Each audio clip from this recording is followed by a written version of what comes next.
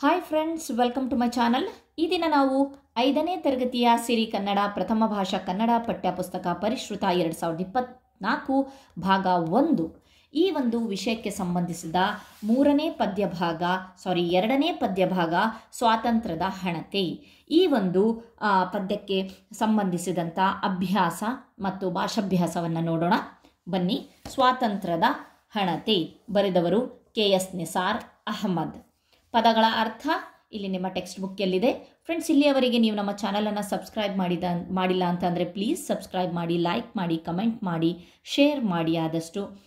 ಮತ್ತು ನಿಮಗೆ ಯಾವ ಒಂದು ತರಗತಿಯ ಯಾವ ವಿಷಯಕ್ಕೆ ಸಂಬಂಧಿಸಿದ ಒಂದು ಪ್ರಶ್ನೋತ್ತರಗಳು ಬೇಕು ಅಂತ ಹೇಳಿಬಿಟ್ಟು ಕಮೆಂಟ್ ಮಾಡಿದ್ರೆ ನಾನು ಡೆಫಿನೆಟ್ಲಿ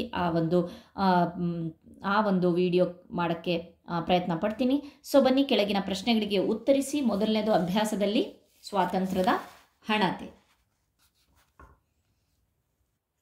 ಓಕೆ, ಕೆಳಗಿನ ಪ್ರಶ್ನೆಗಳಿಗೆ ಉತ್ತರಿಸಿ.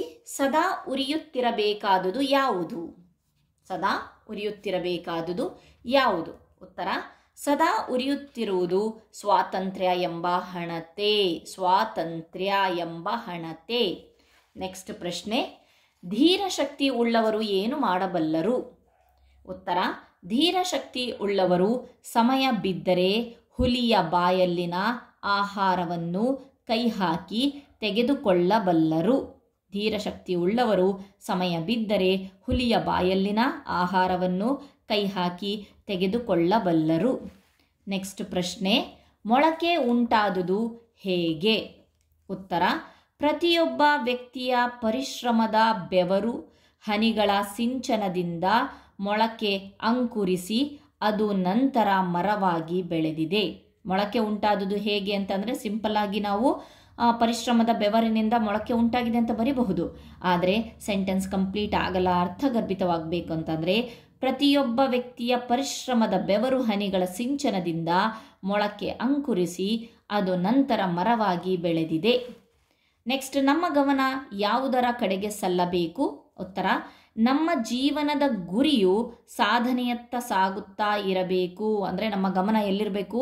ನಮ್ಮ ಜೀವನದ ಗುರಿಯು ಸಾಧನೆಯತ್ತ ಸಾಗುತ್ತಾ ಇರಬೇಕು.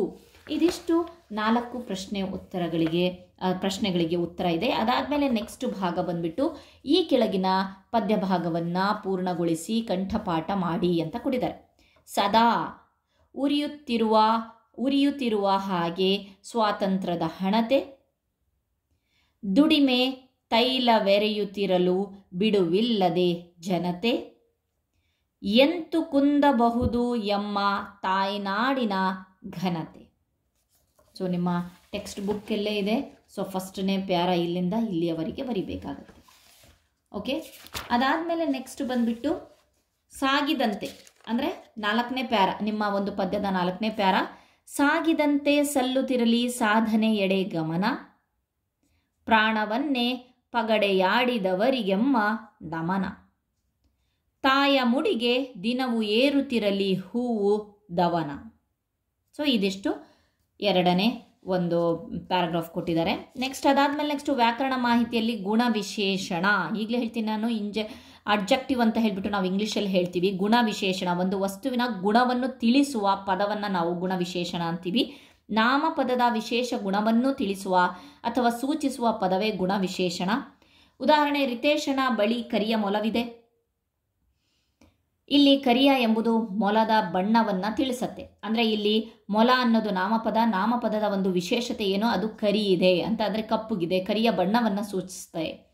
ಕಾಂಚನ ಸುಂದರ ಹುಡುಗಿ. ಕಾಂಚನ ನಾಮಪದ, ಅದಕ್ಕೆ ಸುಂದರ ಅನ್ನೋದು ಕಾಂಚನಳ ಒಂದು ಗುಣ ಏನಪ್ಪ ಅಂದರೆ ಅವಳು ಸುಂದರವಾಗಿದ್ದಾಳೆ, ಸುಂದರ. ದರ್ಶಿನಿ ಕೆಂಪು ಲಂಗವನ್ನು ತೊಟ್ಟಿದ್ದಾಳೆ. ದರ್ಶಿನಿ ಎಂತಹ ಲಂಗ? ಕೆಂಪು ಲಂಗ. ಆ ಕೆಂಪು ಅನ್ನೋದು ಅವಳ ಆ ಒಂದು ಲಂಗದ ವಿಶೇಷತೆಯನ್ನು ಹೇಳ್ತಾ ಇದೆ. ರಾಘುವಿನ ಹತ್ತಿರ ದೊಡ್ಡ ವಿಮಾನವಿದೆ. ದೊಡ್ಡ ಇದೆಯಲ್ಲ, ಆ ವಿಮಾನದ ಒಂದು ವಿಶೇಷತೆ. ಓಕೆ, ನೆಕ್ಸ್ಟ್ ಸುಂದರ, ಕೆಂಪು, ದೊಡ್ಡ ಈ ಪದಗಳನ್ನು ನೋಡಿ ಬಣ್ಣ, ಗುಣ, ರೀತಿ, ಸ್ವಭಾವಗಳನ್ನು ತಿಳಿಸುವ ವಿಶೇಷಣಗಳಾಗಿವೆ. ಇವುಗಳನ್ನು ಗುಣ ವಿಶೇಷಣಗಳು ಅಂತ ಹೇಳ್ತೀವಿ. ಅದಕ್ಕೆ ಸಂಬಂಧಿಸಿದ ಭಾಷಾಭ್ಯಾಸದಲ್ಲಿ ಗುಣ ವಿಶೇಷಣ ಎಂದರೇನು ಉದಾಹರಣೆಯೊಂದಿಗೆ ವಿವರಿಸಿ ಅಂತ ಅಂದರೆ ಇಲ್ಲೇ ಮೇಲ್ಭಾಗದಲ್ಲಿ ಇದೆ.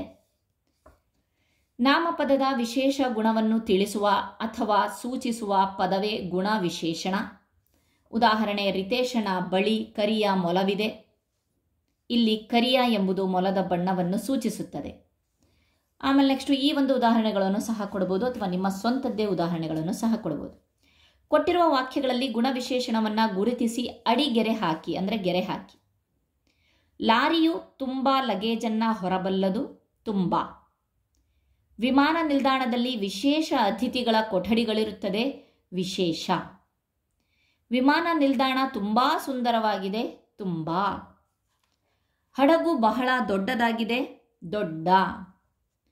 ಪ್ರಿಯಾಳ ಲಂಗ ಹಚ್ಚ ಹಸುರಾಗಿದೆ, ಹಚ್ಚ.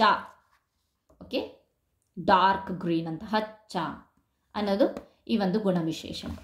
ಇಲ್ಲಿಗೆ ನಮ್ಮ ಈ ಒಂದು ಸ್ವಾತಂತ್ರ್ಯದ ಹಣತೆ ಪದ್ಯಕ್ಕೆ ಸಂಬಂಧಿಸಿದ ಪ್ರಶ್ನೋತ್ತರಗಳು ಮತ್ತು ಭಾಷಾಭ್ಯಾಸದ ಪ್ರಶ್ನೋತ್ತರಗಳು ಮುಗಿದಿದೆ. ಸೊ ಧನ್ಯವಾದಗಳು ಫ್ರೆಂಡ್ಸ್.